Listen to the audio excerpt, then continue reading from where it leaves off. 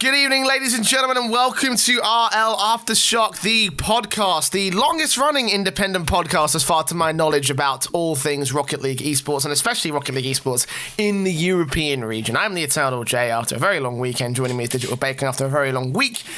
My man, we're tired as hell, but it's fine because we finished off the RLCS this week, mostly finished off the RLCS this week, didn't we? Yeah, I mean, league play's done and dusted. We're on to playoffs, and yeah, like you said, it has been an exhausting one. Bank holidays, you might think you get a couple, 2 days extra off and all of that, but you really don't. I've got, I think, roughly about 7 hours of sleep since Friday. I'm running on fumes. And then I'm seeing Endgame tonight as well, so I'm not back home until I'm yet to see that one. I still need to catch up on the rest of the Marvel Universe films, because the last one I was watching was Iron Man 2 or something like that, so I'm way behind on all the Marvels. Yeah. It was fucking trash. That's the reason why I stopped watching them, because I was like, it's probably not going to be any good. Well, 1 is still my favorite Marvel film. Iron Man 1 is baller. That's how you kick off a franchise, but then the other twos were half-assed because, I don't know, they didn't want to get Robert Downey Jr. in for extra takes or some shit to make them better because he cost too much. I don't know, man. I need to go back and actually properly watch it. I've been given a list of shit that I need to watch and we order to watch it in. So I'm going to need to get down on that at some point when I get some free time. But, I've got no fucking free time because we're doing this podcast, we're doing this work. And, you mentioned bank holiday. Fucking hell, I was at this event this weekend and the travel was absolutely atrocious because it's bank holiday, which raises the question, what's the fucking point in bank holiday in the UK? Everything just shuts down, makes life difficult for everybody else who has to work rather than those who want to take a holiday. It's just my God, end this shit. End this shit. It's completely backwards. Anyway. And the problem is, just saying, continue that on, they just put on, they fix the tracks and that on trains, because I was stuck in Clapham, went into London for a mate's going away parties. He's going to work in the British Embassy over in India, which good fucking luck to that for him, because we all think he's going to absolutely die out there. But that's... oh my God. What does that say about India? Kids. Posh kids. Not India. Right. He's a posh I was going to say, Bacon, this could be taken a couple different ways, right? No. India, it's him, it's not you. But no, I was stuck in Clapham Junction for 2 hours, purely because there was just 2 trains that are meant to go through back to where I live, and there was no driver. They just weren't going. They were just and finally, after that 2 hours, someone just turned up, got in the train, and was like, "Oh, you can now go now." And it's what the fuck was that just sitting there for? Ridiculous. Oh man, well, enough about our woes with the state of the UK and the state of India. In before T-Series comes in as a cease and desist. Right, let's talk about Rocket League, because coming up for today's show has been an interesting week with some pretty decent news. We've got the RLCS and RLRS results. We've got some news about some roster swaps, and of course the big thing that happened this week. We'll talk about that once again when we get to our news section. We'll start things off with Speed, because this is the first thing that broke. He's standing in for Alex on the mouse sports side. Tigray made this tweet about the DreamHack Dallas tournament. Mousesports obviously sending their guys out there, and Alex can't attend with them, so Tigray and a lot will be teaming with Speed from the Bricks to stand in. This got a little bit of controversy, not only because this is the second time that Speed has subbed in for a different team when he's already on a different team, but also in the responses, you would have seen Miztic actually saying, "Oh, thanks for letting me know," in a little hint of sarcasm, probably indicating that he was not aware of the Speed move. And the thing about this is that this is eerily similar in terms of social media response. It's a dig at the response to the whole Triple Trouble thing. It's all a joke because the Bricks don't have an org, so they can't pay. They don't want to pay, essentially, to send themselves to Dallas because they didn't earn the spot through the open qualifiers. And then here it's just Mouse are like, "Oh, we'll pay for you guys, go out there." Alex can't go, so it's who do they get in next? And they've chosen Speed, which, I mean, there's no confirmation that Speed's going over to Mouse. But it could be down the line. I don't know. We know something needs to change from Mouse anyway. So I mean, well, you consider Speed's position right now. He came into the latest season being hot as fucking coal, basically. He was insane from the flip side, and ever since then it hasn't quite worked out for them. Obviously, we'll be talking about a bit more detail how the Bricks and Mouse Sports are in the relegation zone. So at this stage, you've got to ask, what have they not got to lose? people are drawing similarities to the whole triple trouble thing, and I can see why. Obviously, again, Speed was part of a team already, standing in for a different team for DreamHack, and that's what he did for WSOE when for the Flipside squad. But the thing about it this time is that obviously with the Bricks. The Bricks aren't signed anymore. They're not exactly a team. They have no obligations to each other. I mean, other than just generally just sort of teaming for the likes of the for the likes of the tournaments. Like they have to be locked in for the RLCS, for example. But for everything else, it's fine for Speed to go ahead and go off. There's no legal ramifications. There might be some sort of personal issues, but I haven't seen that happen in the past. Speed has come under a lot of fire as a result from this. He actually had to make a tweet longer clarifying a couple of things about the last couple of weeks, because obviously. It's not been the best of seasons for Speed. He had to talk about stuff like the first week of RLCS where he was in Florida. He got a lot of shit for that, and I kind of want to talk about this as well in a bit more detail. But I'll start with but we'll just talk about the move itself for a moment, because I don't see any real problems with it. But I want to talk about what the potential Mouse Sports has with Speed in their lineup. Well, yeah, straight away. I don't know why people are bagging on at him. This happens all the time in esports. The biggest difference is even if it was still on, like, say, Flipside, it'd be absolutely fine. It'd just be normally quite contractually. Just they're like, pay for him to go along, that's all fine. Just when he's on stage, make sure he's wearing a Flipside jersey. It's that sort of thing. You see that all the time within other esports. And here it's just because he seems to have bounced around teams, and that's not a problem. He's just trying to get the best team together, and he's a wanted player, which is actually better than not being wanted. I don't get what people's sort of criticisms are to this. It's just all silly drama, essentially. Yeah, I mean, Mouse Sports have some stock left in them, Not to say that the Bricks don't, obviously. They've still got some legends in that lineup, but, at the end of the day, it is the difference between an organization and salaried team versus a non-organization, non-salaried team. And if you're going to do what's best for business, then obviously that's absolutely fine, Again, like I said, Speed's got no obligations to the Bricks. He's not on a contract because that's just not how it works with the Bricks. So, I don't see any problems with the move itself. I think that it would be an upgrade, honestly. Do you know what? Actually, I'm going to actually scratch that. I'm not going to say it's going to be an upgrade per se, but I'm not sure how well it will go down replacing Alex, because the Tigray and Alex combination. Yeah, it's a very different direction. The Tigray and Alex combination were looking really, really good, and when they were playing in the RLCS this season. But despite that, there's something else missing that's kind of just not worked out for Mouse Sports in this season, and I'm not sure Speed's the element to try and fix that, to be honest. No, they need someone that's a little bit, I don't know, because they've got, Speed's a great aggressor, but he's generally not the goal scorer as such. He sets you up, so actually with a lot there to finish off, it could work. It is just a very unconventional direction for a team. If it works, I'm going to be bloody happy, because from seeing Mouse Sports improve so much this season, it's been a great joy to watch, hasn't it, Jay? Because we didn't like bagging on them, saying, they're the 8th team in League Play, which they did end up to be, but we were expecting it to be, a case where they'd be struggling to even get a game or two.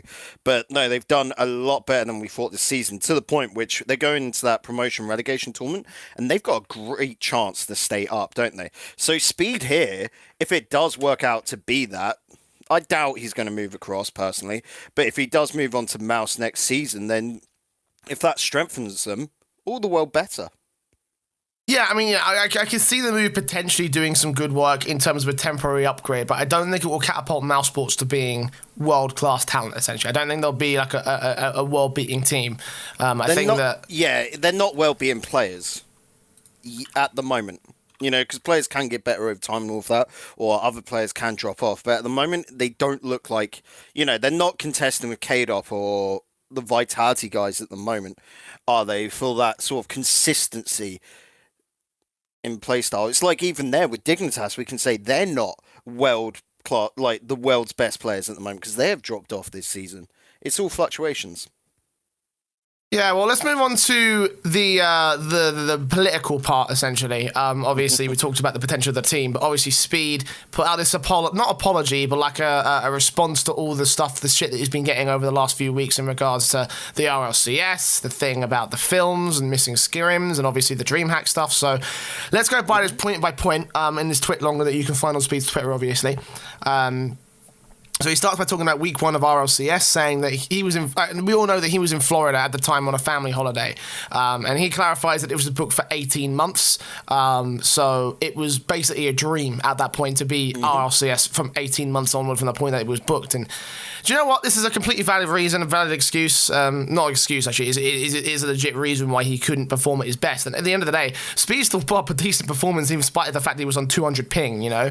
So you can't really take it away from him in a way that week 1 sort of was a failure for his squad, because, you know, the odds were stacked against him. He had no choice. He had no say in the matter. You know, like, I know for a fact that if, you know, it's like people don't really seem to understand about the dedication thing. It's like, yeah, you should be as dedicated as possible, but when your family says you're going here, you're not in a situation to argue with them, essentially. You know, like, I can tell you that from experience. Like, we've got a holiday booked in July, so essentially that entire fucking, like, that entire week for me is completely booked out. Like, I can't do any work, and if I accept any work, even if it is the biggest thing in my life, you know, my mum's going to be pissed, right? That's just the way it works. That's the way it works with family, because not a lot of people outside of the people in esports seem to see this as a big thing, despite the fact that we're making millions and millions year on year, and we're set to reach like $1 billion of worth by like 2020 or something like that. Like, it's an insane amount of growth from the esports space as a whole.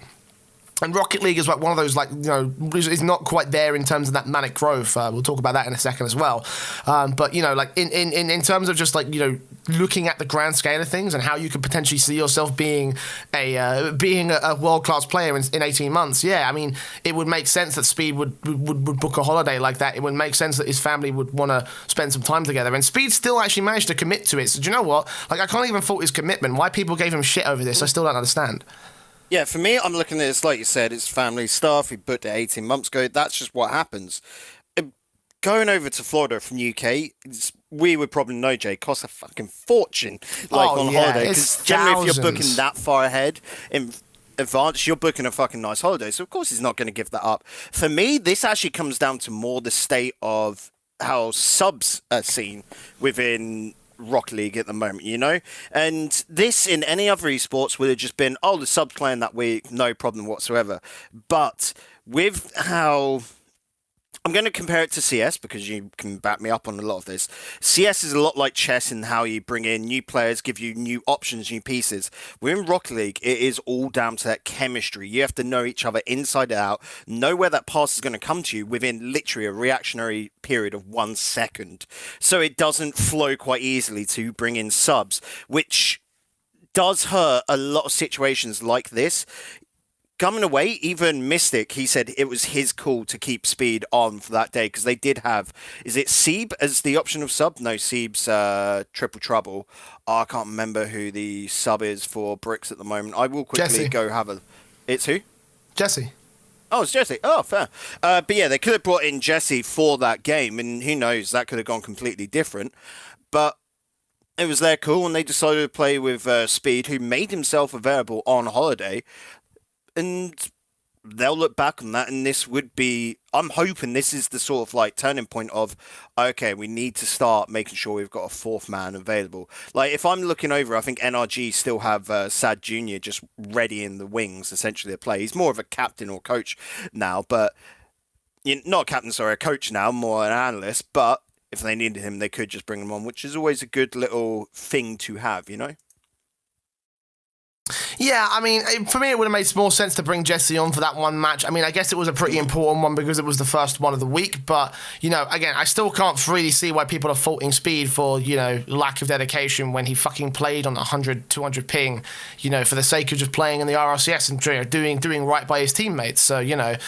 And it was his teammates cool, and they were happy to do it. Like, again, it feels like a non-issue to me. So why people are giving him hell, like, I don't understand. But, you know, anyway, second point, Speed missed screamers for Endgame. Now, he says this is factually wrong, that he had an Endgame, that he watched Endgame at 2 p.m. on that day for the scrims, and he couldn't scrim because of a doctor's appointment at 6:45. Now, I know from being in the UK, and from, yeah, especially if it's the NHS, I'm assuming Speed is using the NHS, right? And for those of you from the international basis, the NHS is basically our national health service. We get it for free. We pay for it out of our tax. And anytime that we need to, or anytime we want to, we can get the basic level of healthcare for absolutely free.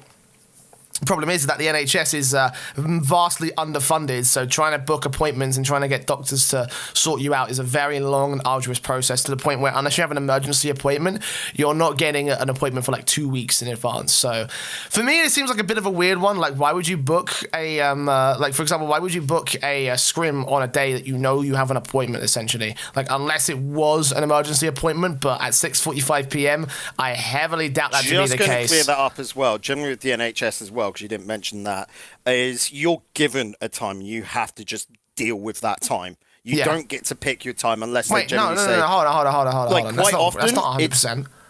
Like, generally in my area, that is how it is. You can quite often say, like, your availability of the week, and they say, oh, we've got this on Tuesday or this on Thursday, but it's generally just they've got single slots now because it's always fucking busy.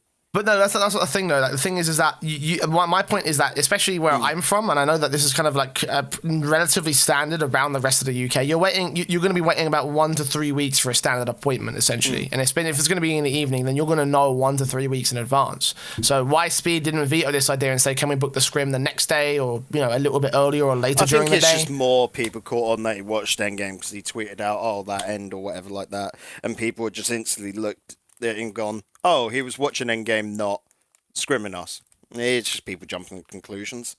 I mean, at the end of the day, I still feel like that Speed obviously should prioritize his health because, that's what's the most important thing in the world. But I don't see why, why things kind of, why things went the way they did in terms of cancelling the scrim when, in theory, he should have known. I mean, maybe there's more details to this. I mean, Speed can absolutely come out and clarify. The door is open on RLAfterShock, so feel free to come in and clarify any of the mistakes or points that we've made. I mean, we don't know many of the details. This explanation was very, very brief and short. Yeah, I don't know. I don't really know what else to say about it, to be honest. So let's move on to point 3, which is Speed is not dedicated. I think that just from the fucking RLCS week 1 thing, that's factually fucking wrong. To be honest, let's be real here. Like, if you're gonna take time out of your own holiday to play a competitive match, you're fucking dedicated, right? He goes in about how he's like playing 20 hours a week for well over a year while juggling A levels to further his education, which is, again, absolutely something that you should be focusing on. I mean, I absolutely understand why Speed would do that. I mean, A levels is a really fucking important time if you want to go to university. You need to get A levels, you need to get a vocational, and playing 20 hours a week as well. That's like at least 4 hours a day. Probably not even 4 hours a day, 5 days a week. Yeah, that's 4 hours a day and and 5 days a week. Job. Yeah, essentially like having a part-time job. And for most people without an organization, it is a fucking part-time job, Rocket League is. For Speed, honestly, no issues here. I don't see many issues. If he was under Flipside Tactics, if he was still playing with an organization and maybe they were giving him a full-time salary, then yes, I might expect a little bit more. But the truth is we don't even know if the bricks are going to get picked up. We don't even know if Speed is going to join an organization just yet. All these uncertainties are just the belly of the beast when it comes to Rocket League esports. Mm-hmm. Yeah, and just then going on to the next point about how, the whole DreamHack Dallas, where he's commenting on that, it even goes on and rattles on about how he hasn't actually booked anything yet.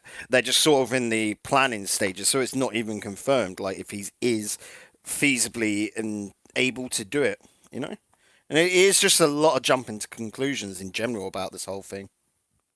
Yeah, and that's what frustrates me about the Rocket League scene. Like, it's part of the drama cycle. A lot of people sometimes try to take things out of context, and a lot of people try and see if they can just get angry for a reason, which is less of a comment about the Rocket League scene itself and more of a comment about the fucking state of the world, in my opinion. But we can... That's another podcast topic for an entirely different podcast, so let's not go on about that. And finally, the DreamHack Dallas thing. He clarifies essentially that he was asked as a friend and ex-teammate to support T-Gray in a lot, basically. He only decided the night before when he figured out it was doable, and the bricks had already determined that they weren't going to DreamHack, essentially. So no issues here. Once again, we've already talked about this. We've already said that there's no obligation for Speed to stick with his teammates, even if they're not going to the fucking event. They're not under contract. They're not under organization. There is no issue here. That's final. Yeah. Nothing really out there. Just, again, like I said, it all seems silly, jumping to conclusions, and the fact that he has to actually defend himself, to me, just seems a little silly. Yeah, I'd say so too. Right. Well, I mean, obviously we want to see the best for Speed. I think we all kind of rate him as a player. Like ever since the Gfinity days, I kind of saw the potential in him, and seeing him come out and being the RLCS is a fantastic fucking dime. So yeah, best of luck, Speed. I mean, at the end of the day, haters gonna hate. There are some issues I'd say, but the only issue I can see with Speed is that he's technically a cursed player. What with reason, they get dropped. Going to Red Reserve, that gets dropped, and now flip side. That's the only problem I can see, and that's just fucking superstition and stupidity anyway. But hashtag cursed player. Will Mousesports pick up the cursed player in the next season? Find out next time on RLAfterShock. Same bat time, same bat. No, I'm going to fuck up. Right, well, let's move on to our next bit, which is the big news. The big fucking news, which, of course, is that Psyonix, this past week, were bought by Epic Games. Now, this kind of came out of left field. I don't want to say it was entirely impossible, because, Rocket League being an independent, or Psyonix being an independent developer, you kind of expected this to potentially happen. Like a similar sort of thing happened with some of the other indie developers. Like I think it was the guys who developed Super Meat Boy were bought out by Microsoft, and the same thing happened with Mojang, who made Minecraft. They were bought out by Microsoft.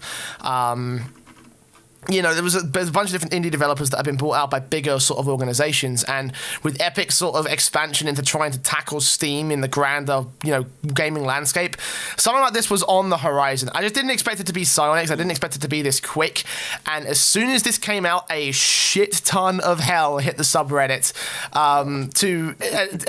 It is both hell from both sides, right? It was both criticism and compliment to the whole Epic Games thing. So I'm going to start on you, because as usual, when anything happens in massive landscape changes, I've got a lot to say about it. So let me know what you... and of course, obviously, I'm going to ask you all at home to let me know what you think at RLAfterShock on Twitter, to share your opinions, and via the Discord with the link in the show notes and video descriptions. But Bacon, what are your thoughts on the Epic Games acquisition, basically?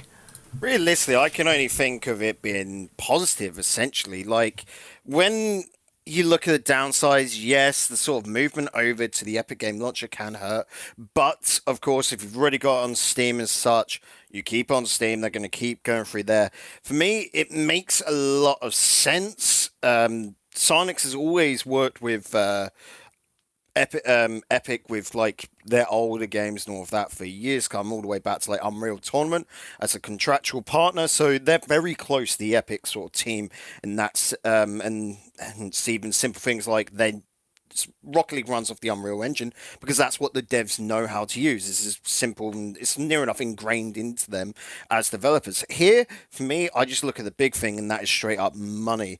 A lot of the problems with Rocket League I can see as funding or, inexperience in certain areas, which of course Epic will be able to help as well.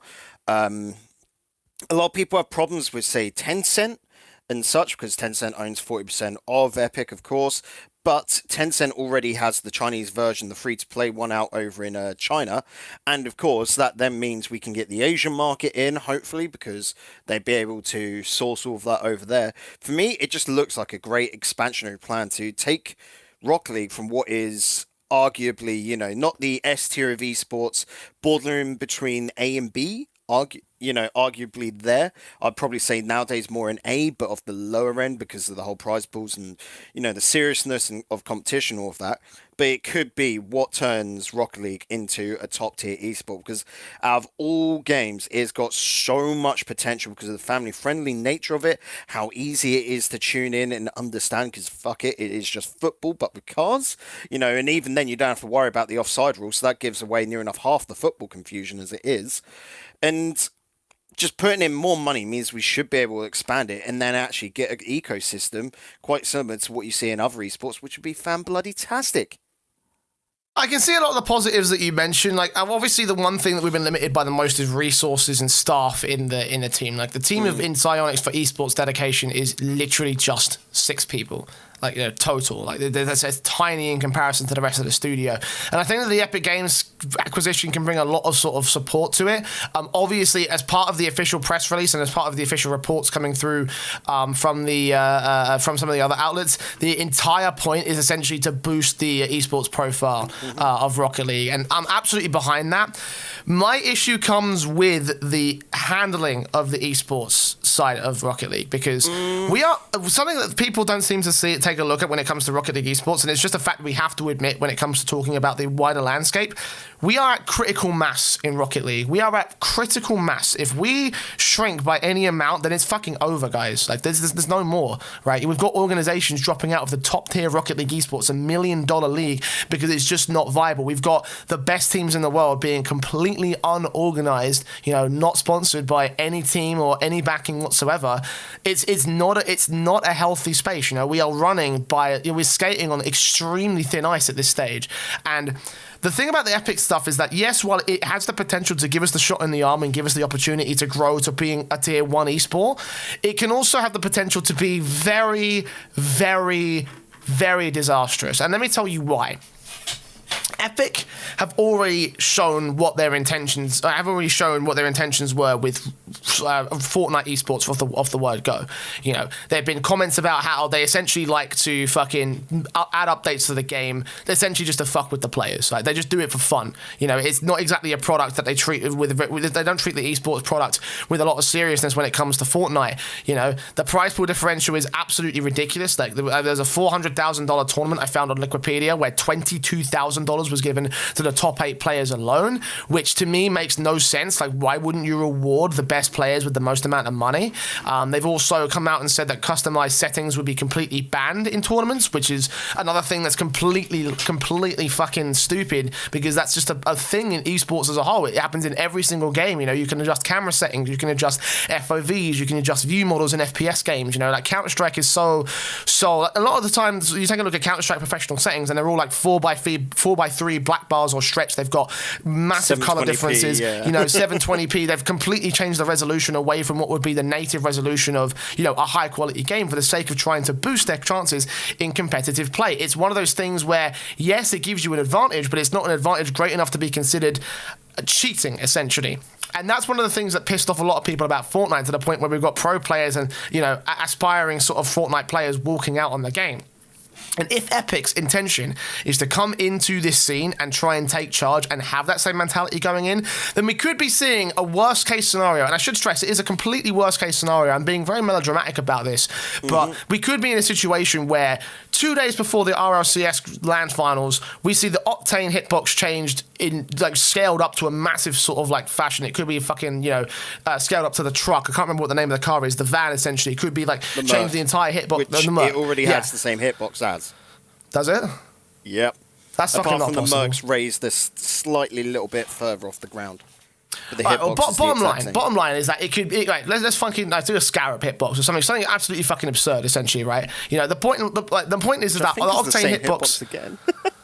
I don't fucking know these things, Bacon, right? Okay. The point is, right, Jay, like, a lot of worries with that is just completely different, because they're two completely different games. Fortnite is all about the casual market and just completely enticing these 8-year-old kids with these new features like hamster balls and jetpacks and all of that. Rocket League is not that same. It's a casual game, yes, but it's more of a bare bones casual game. So updates like that won't happen. You say that, but if you listen to Richard Lewis, map, like, can you remember when Acrodome came in and it caused a lot of lagging? I could see problems like that, yes, come in, where they want to show off the new map on the on RLCS, and the players, even with the most high spec PCs, because of the new Windows updates, have problems with it. You know, happens all the time. Well, I mean, look, like. Okay, let me find a clip. There's a clip I found from Richard Lewis, right? He was on his live stream. It was posted on the Reddit. I'm trying to find what my point is. Like, there was a comment made by an Epic developer to Richard when he was doing the WSOE stuff for Fortnite, and he basically said on stream how Epic essentially like to make updates to fuck with players. And I'm thinking to myself, like, what if they have that mentality to come through on the Rocket League scene? Well, again, I'm saying, what if they change stuff like the hitbox or the way the gravity works, right? Or some of the mechanics in the Rocket League esports scene 2 days prior to a LAN where the winners would receive $50,000 out of the million, and no player could alter their camera settings or sensitivity control or anything like that in Rocket League. Like, you know, like that's the worst case scenario we're looking at, and that could cause a lot of players to walk out, but just out of general frustration. You know, we've already got players retiring before they've even hit their peak because it's just not viable in this scene. And I'm thinking to myself, if that's the way we're going down, then it's over, you know?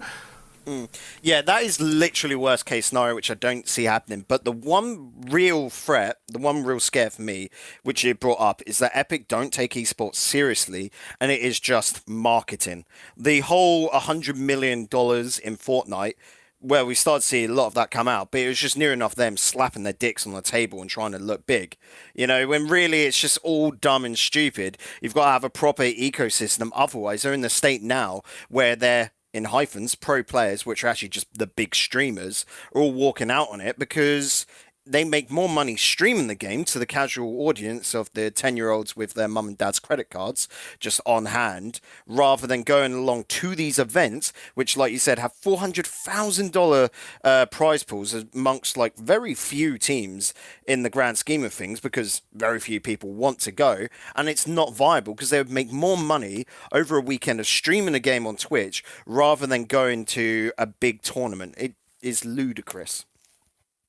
Yeah, and it's that kind of mentality that worries me, because again, we're at critical mass. If we lose now, if we go crashing down now, we're not coming back, essentially. And I know I'm being melodramatic. I know that people are saying that, you know, and I know a lot of people are going to look at this and say, Jay's being a hater again. He's just, you know, he's just not a fan and everything. It's like, no, I genuinely can see some really big things coming out of the Epic Games family, thing. You know, I can see. But at the same time, like I said, with the whole Tencent owning it, and they've got lots of connections there, League of Legends, you don't ever have a problem with. You know, that's probably one of the healthiest esports there is.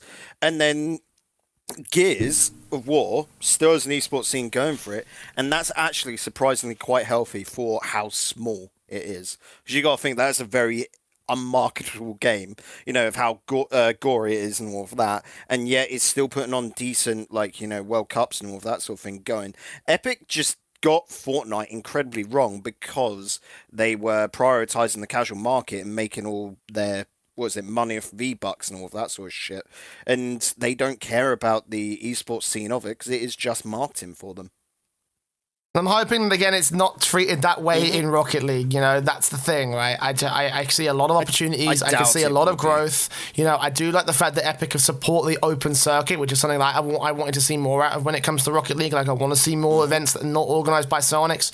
You know, I want to see more, and this could be the chance for it. But there's a part of me that still says, what if? And you know, we won't actually know how it's going to go out until we hit the point, until we hit the factor, until we see the actual changes taking place, which probably won't come in until next year, because, you know, we're still in the acquisition process. It's confirmed, basically, but it's still not official. So we'll see how it goes from there.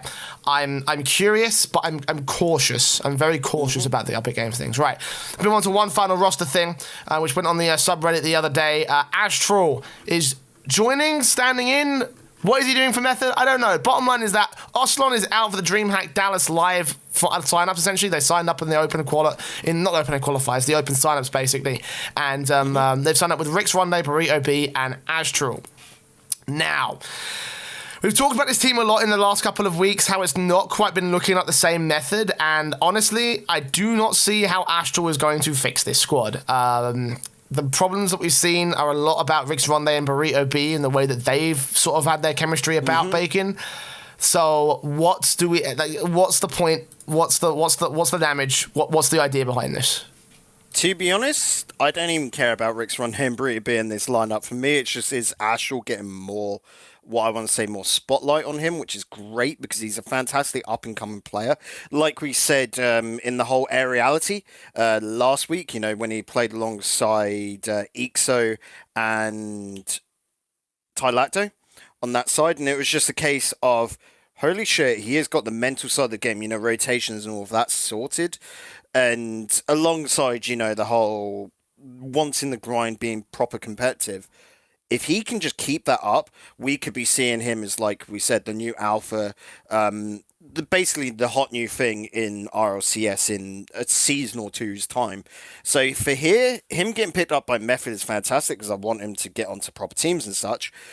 And for Method, it's a sideways step to Oslam because, like you said, Oslam was not the problem to that squad. It was Brita B and Rix Rondo. But if Astral, who has more solo play power, can do anything, it'd be great to see. If they can get through day one, that's good for Method. But you got to remember, it's over on an NA audience, and we know the sort of B level, the RLRS level on that is not as strong as EU. So I could actually see Method doing fairly all right over there. They should do, I think. I mean, I believe in Method being able to go far in the North American circuit. My problem is that in terms of the EU scene, like, it just doesn't look like... It doesn't feel like it's going to be a good move. Method. No, it won't fix Method. And there's nothing to take away from Astral, right? It's more to do with the problems of the other two, because Astral, as you said, completely fucking popped off. He was absolutely insane on aeriality during the pro circuit in the pro circuit qualifiers. Like, he looked insane. He was probably one of the best elements of aeriality. And yes, he is just absolutely, I think any team that wants him, he's got a lot of value. And yeah, it means that Method would improve on terms of a firepower basis, but it's not a firepower upgrade they need. They need to fix the issues between Rix and Burritos. So therefore, it's almost going to, I feel like it's going to start turning into the revolving door of Method. Like, who's going to be their third this week? Who's going to be their third this season? Like, and with Method being on the ropes right now in the RLRS, like... I don't think Astral's the man. We can all see it. I think it might even be confirmed after this weekend gone. But it's definitely that problem of they're bringing in a new player when Oslam was not the problem to that squad. It is this breakdown in the relationship between Rix Ronde and Brita B. And they don't see it because they're great friends, which is fantastic. But they need to open their eyes and say, right, we have to work on something. I reckon it's time to get a coach in for those two. Yep. I mean, we said this last week. Come on, Shaq. Let's do it, boy. Right. Let's move on from the news. Yeah, Big Shaq's back. And that's going to be all of our news this week. A lot of news, not a lot of news stories, but a lot of big news stories, particularly that pertain to the landscape of esports. So you want to keep your eyes locked, of course, to this show and to the rest of the Rocket League esports scene.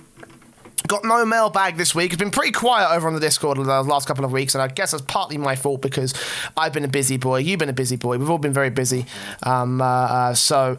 yeah, let's talk about the tournament roundup instead. Of course, let's also stress that you can, of course, ask questions, and chances I will answer it on air via the Discord channel. Of course, the links are in the show notes and video descriptions of every single broadcast and a podcast episode. And if you go to the Discord channel, there's a channel in there called Mailbag where you can ask us questions. And again, chances are we'll answer it on air, live or in recording for the next couple of weeks. So be sure to get us some questions. We'd love some more content to answer. But for now, let's move on to the tournament roundup because there's been a very, very fun week. Of course, the final week of league play for RLCS, the penultimate week for RLRS, and we're going to start with the RLRS first. So, matches are as follows. Rightovers beat Xenomoon 3-1 in their series, with the first matchup going Xenomoon's favour, 5-1 on their board, but Rightovers just dominating them from there on out. ARG swept Vikings 3-0, and the Rightovers just got reverse swept by Veloce. To complete their perfect season at 7-0. And the Baguette Squad and Vikings, the last match on the main stream, went back and forth 3-2 favour of Vikings. Then on the secondary stream, which I got the pleasure and honour of covering over at Rival Esports, we got to see ARG take on Xenomoon and the Vikings take on Xenomoon as well. And despite Xenomoon standing as the last place team at that time, they still managed to pit ARG over by a single goal in Game 5 and sweep Vikings 3-0. So your standings at the end of this week look like Veloce up at 7-0, top of the table. ARG just clinging on to that second place spot. Vikings behind them at 3-3 right now. They get a game victory and they might have a chance to play spoiler potentially against the ARG squad, but more likely Complexity at 2-3 have more matches to go, sitting at a 0 game difference on fourth, and may have a better chance to make it into the top 2. Meanwhile, the bottom 4 make it Xenomoon, Rightovers, Method and Baguette Squad in that order. Let's start with ARG, because this week had to be crucial for them. If they won their match against Xenomoon, their last fixture would have guaranteed them at a 5-2 That would have guaranteed them top spot because no other team at that point had the... Vikings may have been able to make a run for it and try and make their way, and if they got like 3-0 sweeps left, right, and centre. But, if they had lost to Zeno Moon, then fair enough. ARG, however, were basically a shoo-in for second place, and they had to win that one series to damn near guarantee it. They choked hard, though. It's opened up potential for, like, 3 teams essentially to come forward and make it. Complexity and Zeno Moon, in particular, are the 2 front runners for this because they still have several series to go. Complexity still need to finish out their last 2 alongside Zeno Moon, and Complexity sitting at 0 games in terms of the difference. Like, they could overtake ARG if they get a good sweep in. Yeah, definitely. Complexity are the ones to look at to be able to take it away from ARG right now. Vikings can't do that. They're currently a game down, but they're on -4 in the game differential, whereas ARG are at +3. So there's no way Vikings can take the spot away from ARG. They're actually going to be trying to fight to stay up in the top 4. They've got to get a win next week to be able to stay up, because looking below, both Complexity and Zeno Moon are sitting on 2 wins, 3 losses. They still have 2 matches left to go. Complexity win both of those with a healthy, I do believe 4 games. They should be able to snatch that second spot, and Zeno Moon have to get a perfect 2 sweeps to be able to snatch that away. So that's still a possibility. But the interesting one is more about how Xenomoon can hop up and take that spot away from Vikings. But at the same time, you do have Right-Overs with a game in hand as well. Vikings still got a game in hand, remember. But Right-Overs, they get a win. Vikings get a loss. Then the Right-Overs go up and take that spot away from Vikings. The same for Method, and even the same for Get Squad. The spots are still up for grabs. That's how close RLRS is this season. It all comes down to the last week to be able to define who gets those. But your best bets at the moment look to be ARG still, because like I said, Complexity got to get 2 wins in the last week. ARG to take second. Complexity should be safe up into the top 4. And then you've got Xenomoon, Right-Overs, Method, and Baguette Squad trying to steal that last spot in the top 4 away from Vikings. That's how it looks to wrap up.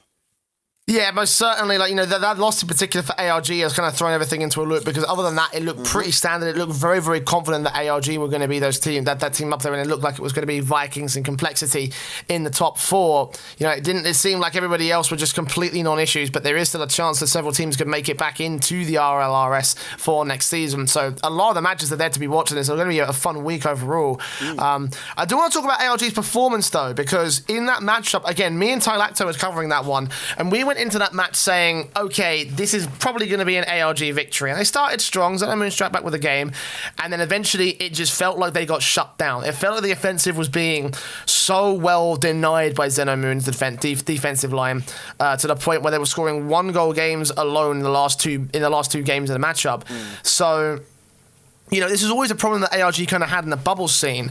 And Xenomoon technically are a bubble scene team. They come from the same sort of roots in the sense that both teams qualified only this season. So, what happened that gave ARG so much hell throughout the course of not only this matchup, but also the games that they lost in general over the season? It's just a general awkwardness in play style between the two, and how they don't fuse quite nicely to be able to get high-scoring games.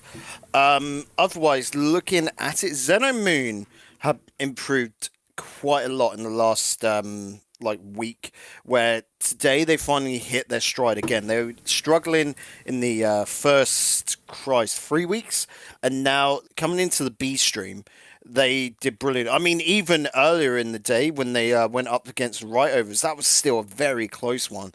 But Right-Overs, we've seen from them how they were on a hot day as well. Going up against Veloce, yes, they lost, but they took those first 2 games, and then it was just Veloce being able to turn everything on its head with some wickedly good attack and build-up play to knock out Right-Overs there, and they weren't expecting it, and they weren't able to adjust and come back, which was, again, a problem with Right-Overs, but they're a pickup team, so that's where your downfall was going to be.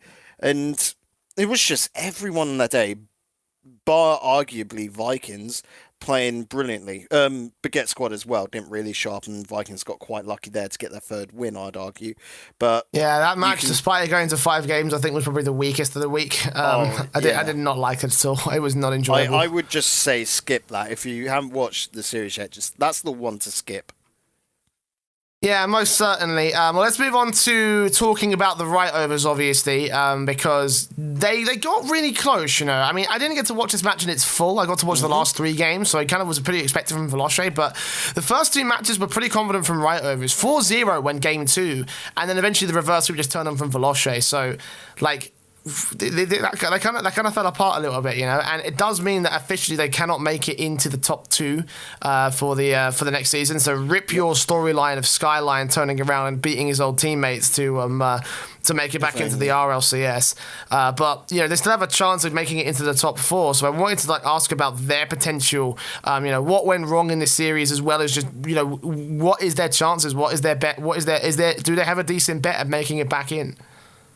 So, having a quick look at the matchups next week, Vikings could drop because they've got complexity, and Right-Overs have method. So, Right-Overs could take down method. Like I said, with that one there, near enough a win from complexity, and then a win from either Right-Overs and method actually would take that spot away from Vikings. So, it is really on a knife edge there. I do favour at the moment Right-Overs over method, so that's at least a solid point. But it will come down, Jay, to Xenomoon in that final week as well, because Right-Overs have to get the win essentially to go up into that contention. Of course, they're not there at the moment, but then Xenomoon have an extra game in hand to be able to play with. But Xenomoon have complexity as well. They've got Baguette Squad, which should be a win for Xenomoon. But Baguette Squad have shown they can be pretty good at times as well. But against complexity, that's going to be a real flip of the coin. Yeah, I mean, most certainly it could well be. I'm just trying to take a think about the Right-Overs and just what I can see in this team, because they are a pickup team. They were a bit of a weird one. They won't be together next season.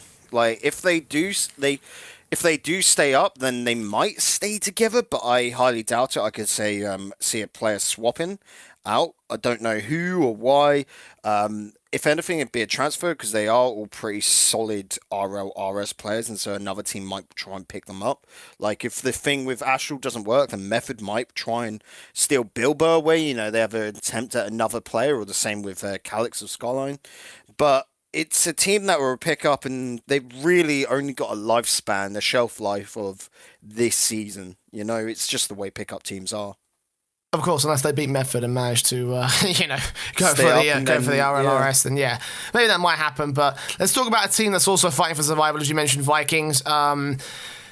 This was not a good week for them. They had a close series against Baguette Squad, who admittedly we did underrate coming into this season, but the main issues were the 3-0 loss against ALG and the 3-0 loss against Xenomoon. And we mentioned it earlier, they looked terrible this week. And I'm starting to get Epsilon fears at the moment for these guys, because, you know, we saw Epsilon have a really good couple of opportunities way back in the day when they were competing. They had a first place position against the competition at Randstad Games, but then they choked the Elite Series. They didn't do well in they didn't do well in getting into the RLRS, let alone competing in the RLRS. And this team, it's looking like they have the potential to go high as high and then just hit the basement in terms of the lowest low. And, you know, next week they've got one more fixture to try and stay alive. They've got to beat Complexity, who are also hungry for that top 2 spot. And, you know, again, I'm having the doubts about where we see the Vikings right now in European Rocket League, because, you know, there's a good chance again that they will be relegated, and at that stage it's basically over for them. You know, they've been hanging on by a thread, they've been holding out because they've got the RLRS spot, and now that they don't, like, these guys are going to have to find new homes, I think. Like, I genuinely don't have a lot of faith at the moment. See, I look at them and go, they're RLRS level. The problem is, with the whole Rocket League, like we've always said, it's RLCS or nothing. So RLRS is just your path through to the top level. And so we don't give enough credit to the RLRS level, because all 3 of the Vikings are great players. It's just the problem that they're not top end anymore. We saw Maestro, you know, on Northern Gaming right at the top when he was even on, was it Envy at that time, or did he move when they got acquired? I can't remember, by Envy. And Pondex back when he was on Excel, or even what was it, Calnose back then. It just feels all very odd that we're seeing this old guard of players essentially dropping down, but that's the natural progression of it, because we're starting to see a lot of new players, new faces come up and take those spots away from them, which is just how the whole ecosystem works, you know? I mean, talking about like sort of like the Vikings and, you know, what would happen, what might be able to, what we could potentially see from them in the future. Like, you know, obviously they probably won't stick together. I wouldn't imagine that being an unsigned, unsponsored team. Mate, they'll split. You think so? Where are the new homes then for Maestro, Mummy Stone and Pondex? Bloody hell, you're going to ask me that, Jay, when we know within Rocket League that that's not decided until a week before sign-ups close, and that's just the first teams doing that. Give it a few hours beforehand, and then suddenly people are scrambling in their DMs, just trying to get the last bit together. Without Gfinity Elite Series anymore, I don't know, there's a little bit less incentive for them to stick together, because, you know, they were Gfinity-bled teams, essentially through Fnatic and that. It's an awkward one. I don't know.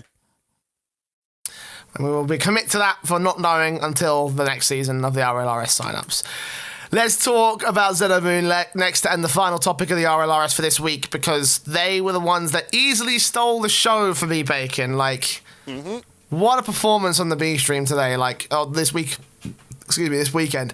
They lost the right overs, expected, I think. I mean, we all kind of saw Xenomoon as the bottom of the table at that time, and were like probably the worst team in the RLRS at the moment. But then they'd only got to play, what is it, 3 games though beforehand. It's week 4 and they played 3 games. It wasn't the best for them. That's true, that is true. But now that they're coming into their final few fixtures, they finally started to show up and look like the Xenomoon that we saw in the DreamHack Pro Circuit qualifiers. And obviously taking the ARG series, it looked really good from them.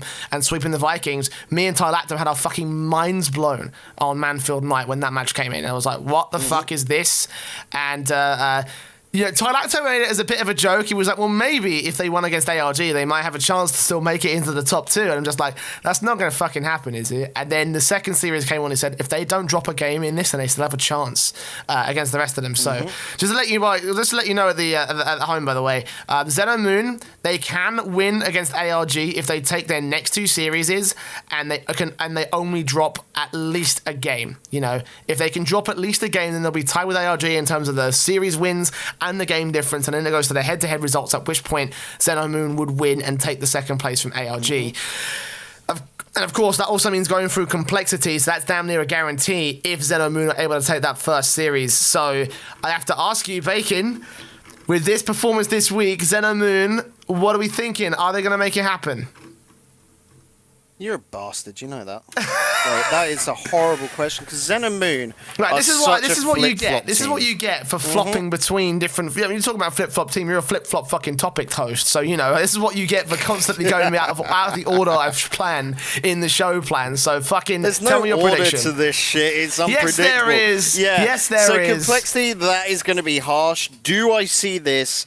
Like, that's going to be where if they do make this work, that's where they'll drop a game to complexity, because Baguette Squad could be a 3-0 if they play like they did this weekend, just gone this Friday. But I mean, you look at the skill they put against ARG, and complexity, I would argue, is slightly stronger than the ARG at the moment. So even if they do beat complexity, I do think it will be in Game 5, and they'll just miss the mark by 1 game. I reckon it is going to be like a little bit of a tearjerker, you know, right up into that end point. And that will be the decider against complexity. True, but what a comeback story if they make it happen. Like, oh yeah, fuck it. I want it done. Do it. Oh yeah, no, I think we all want it done. Like, you know, me and Tylacto were like giggling like little schoolgirls in the RLRS when when we were on our 10-minute break, we went through the numbers and we crunched them all and we tried to figure out what's the win percentage chance for Xenomoon to make it top 2. And when he sort of like did the maths and was like, holy shit, actually this is possible. Like we were fucking going into the next match like, oh shit, this actually might end up happening. So let's see if Xenomoon can do it next week. And of course, next week will be the final matches of the RLRS fixtures. Complexity taking on Xenomoon, Right Overs versus Method, Xenomoon versus Baguette Squad, and Complexity versus the Vikings. Bacon, they are all very important matches for various different reasons, but I have to ask you 2 to pick from them. First two, Complexity, Xenomoon, and Right Over's Method. Yeah? Quite easily. why? Complexity Xenomoon is purely for that whole situation of Xenomoon being able to snatch away the top 2 spot again for Complexity as well. That's going to be the big decider because they need that to be able to get up and ahead. And, of course, the second one, Right Over's Method, they're picking up the scraps and trying to get ahead of Vikings. Because, like I said, I reckon Complexity is beating Vikings. Vikings have no hope to get in top 2. They're just too far gone right now. But I can see Complexity beating Vikings. And then if Right Overs or Method get the win there, and things don't go right for Xenomoon because Complexity just do great, then you could see Right Overs or Method just sneak on in to that 4th spot. And I'm going to chase the Xenomoon storyline for this week. I'm going to be going for their matches, them versus Complexity and them versus the Baguette Squad, because again, all it takes is a single game. Xenomoon, they drop 2 games, and that is going to be it for them. But by the slimmest of margins, they'll jump from the bottom of the table to the top 2 if they can get their 2 series victories confidently this week, and that is the key thing. That is the one thing that makes me go, oh shit, this might happen, and it will be the most clutch save in RLRS history. Right, well, that's going to do it for this week of the RLRS. Let's move on to the RLCS, where the final week of league play, of course, has gone down. If you missed it like I did, then tough shit, because it was a really fucking good week, and it's well worth to go back and watch the VODs on most of the matches. So we'll start off with the results. Obviously, if you don't want to know how those VODs end, if you do want to watch those VODs without, knowing spoilers, then obviously turn off right now. But right now, we're going to be talking about the results right here. Mousesports took on Vitality for the first one of the day, and it was a 3-1 game to the favour of Vitality, closing out their near-perfect season, Bacon. Not quite the perfect season, but they got close. They got relatively close. The next up was TSM versus the Bricks. The Bricks round that one 3-1, with Team TSM taking only the 3rd game. FCB beat Triple Trouble in a pretty dominating fashion, not allowing them to score many goals at all, with a 4-2 scoreline in the first game and 1-0s in game 3 and 4. Dignitas beat TSM. Surprisingly so as well, considering we pinned TSM to be one of the front runners to be in the top 2. A bit of an underperforming week from them this one. And PSG lost out to the SCB squad in what was a very clutch save from FCB to steal it away, steal that top 2 spot away from PSG in what was their final fixture of the week.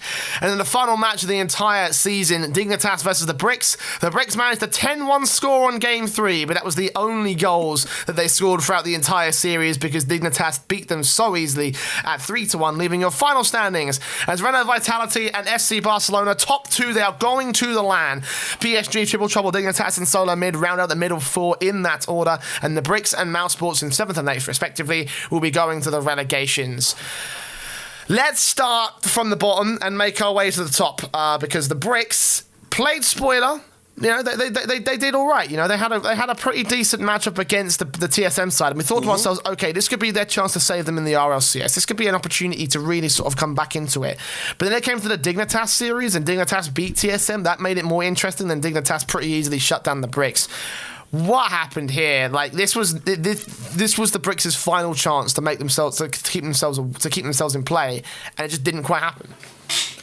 It all came down to Dig's defense. That game 3, the 10-1, that is an anomaly. That was just basically Dig, I think it was at the 4-1 down point, and then they're just like, let's just fucking give up on this game. We don't care anymore. And so the Bricks just kept getting goals, which sort of felt like a weird, just let the time run out, and Dignitas were just allowing it to happen. It's a super, I want to say, unsportsmanlike game in the RLCS, to just allow goals in. You don't see it that often.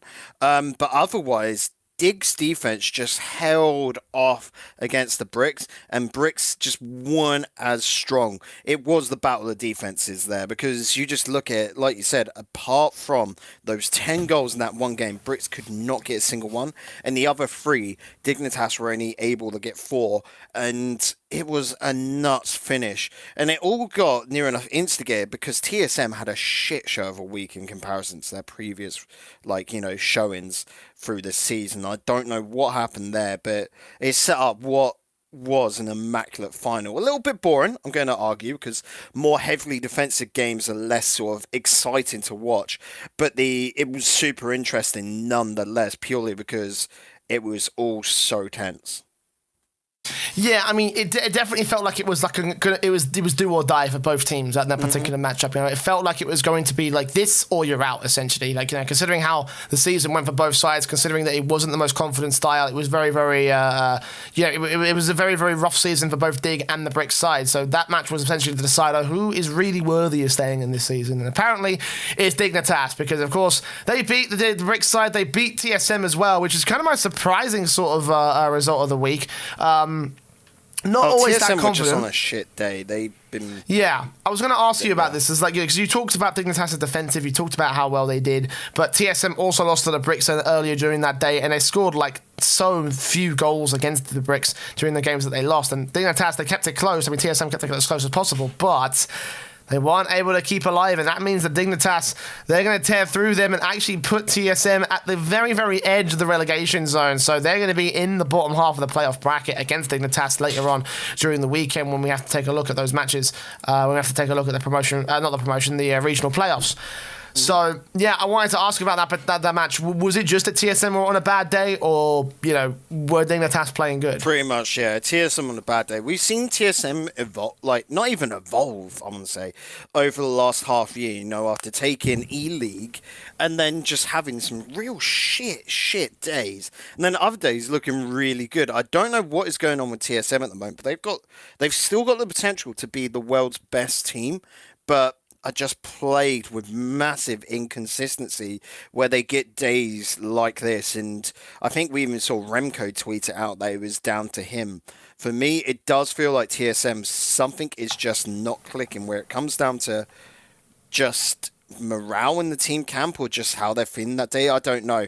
All three players have to be on form, otherwise TSM does not work, it seems. Yeah, and you know, that was kind of an issue that we kind of saw back after E-League kind of crept around, and we were taking a look at them and how it was like, okay, yeah, I mean, you know, they had a decent showing. You know, they had a very good tournament at E-League, but since then they haven't quite been able to replicate that success. They haven't quite replicated that style. Although we came in this season and they had 2 weeks at the top two. Ever since then, they kind of fell off the end of it. The qualifiers. The DreamHack qualifiers just gone where they made it through the upper bracket. But again, it was just by the skin of their teeth. They were playing really well that day, I will say. But it just feels like it's weird how they can have a really good day and then the next day just be crap. And it's not right. Something is going wrong for TSM.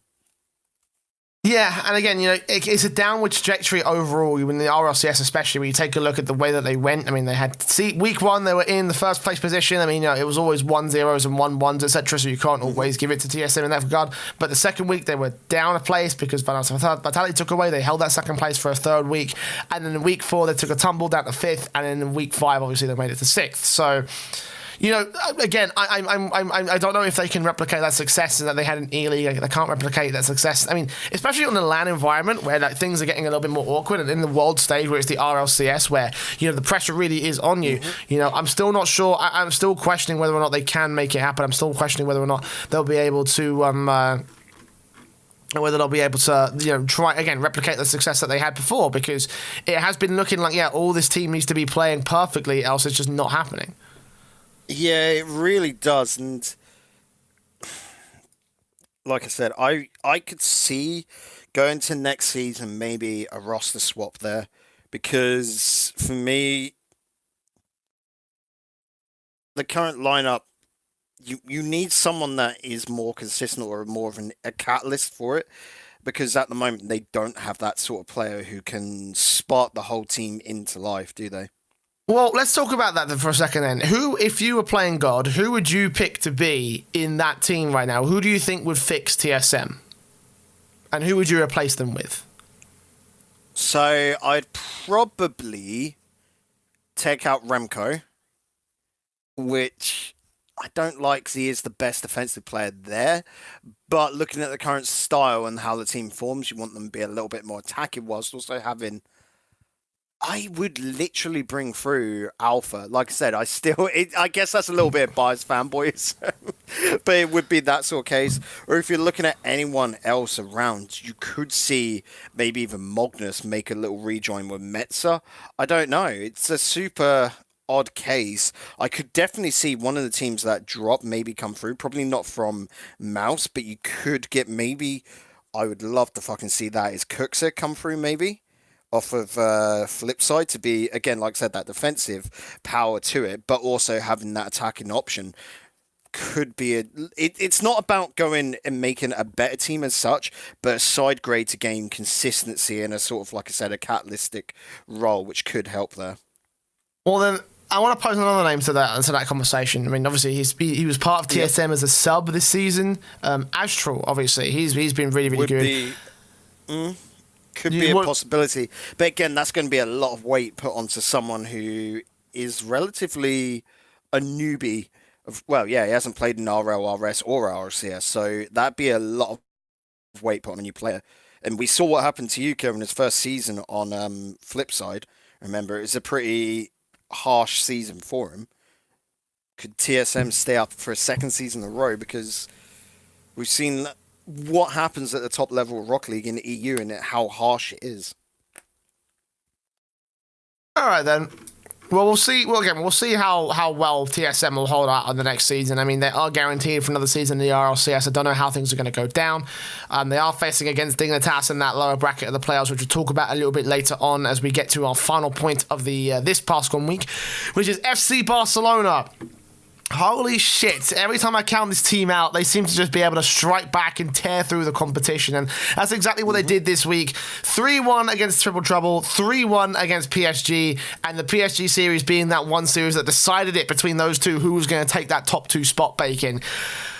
Wow, what a performance from these guys in their rookie season to be able to take top 2, to be able to,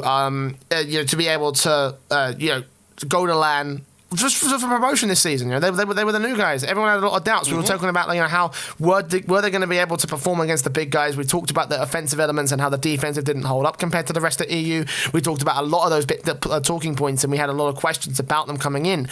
But they've made it work. They've made it happen. They have beaten a lot of the big names. Yeah, they've only taken 2 losses. One against Vitality, who are the best team right now in this fucking, in the whole league. And the other one being the TSM, which was a close affair, and TSM being on a really manic week as well. And from the playstyle of both these two teams, they're my picks to be in the finals of LAN. Like, they're already secured into finals, but this is my lineup, I reckon, because we've seen it from the last 2 seasons where NA has progressively got better against EU, but that is because of EU's more defensive style. These two teams are not going for a heavily defensive style. You know that from Barca, they're super aggressive.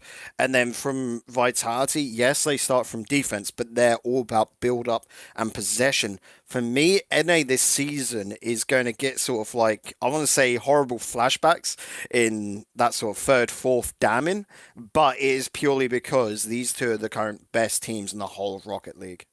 That's a pretty bold statement to make. I'm not going to lie. I mean, I would agree with you based off of EU bias alone. I'm not sure how it's going to hold up against the likes of NRG, though. Who, I will say, though, that I see the next 2 teams, like 3rd and 4th NA, though. I can't. We know PSG, who I think are going to make it through, like when we get to the predictions bit, but they're just still not solid at LAN. And then we've seen the performances from the other guys, not really as strong as the top of NA at the moment.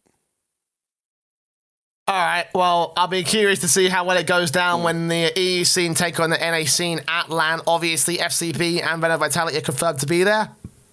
But before we get to that point, we have to talk about the playoff bracket for the regionals, because we're seeing the first time that this new format will be introduced. Dignitas and TSM are down in the losers round 1. Have to face off the loser of PSG versus Triple Trouble, and the winner of that takes on FC Barcelona. From the lower bracket, the winner of that match takes on Venom Vitality. They meet in the grand finals. How do we see this bracket playing out, Bacon? Who do you think is going to make top 4? I don't think Dig are going to be doing it. Like I said, I reckon TSM are going to have a good day. They've had a shit week just gone. They'll bring it back for this one. And I can't see them beating Vitality, unfortunately. So they'll be in a 3rd, 4th probably place against... Is it going to be PSG or Triple Trouble? I reckon it's PSG for some reason. I'm going to say PSG. I'm going to say PSG will be in the lower quarterfinals. To be honest, I honestly, do you know what? I think that's probably the most coin flip match that we have in potential. I really could see it going either way, but I think Triple Trouble have been really, really good this season. You know, like it was a kind of a talking point about the end of it, how they just about managed to just clutch in that top 4.